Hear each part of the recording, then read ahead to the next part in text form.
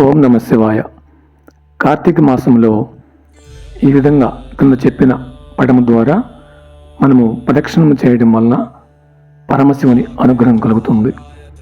ధ్వజస్తంభం దగ్గర ప్రదక్షిణ మొదలుపెట్టి సోమసూత్రం వరకు వెళ్ళి మళ్ళీ తిరిగి వెనక్కి ధ్వజస్తంభం వరకు వెళ్ళి అక్కడి నుండి సోమసూత్రం ధ్వజస్తంభం వరకు వెళ్ళాలి.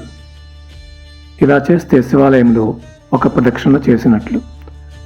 సోమసూత్రం దాటరాదు, అక్కడ ప్రమాద గణాలు కొలువై ఉంటారు. ఇక్కడ మనకి కొన్ని గుర్తులతో చక్కగా వివరించారు. దీని ప్రకారం మనం శివాలయంలో ప్రదక్షిణ చేస్తే శివుని యొక్క పరమశివుని అనుగ్రహం కలుగుతుంది. ధన్యవాదాలు. కార్తీక మాసంలో తప్పక అందరూ కూడా ఇలా ప్రదక్షిణ చేయండి. ఓం నమ శివాయ.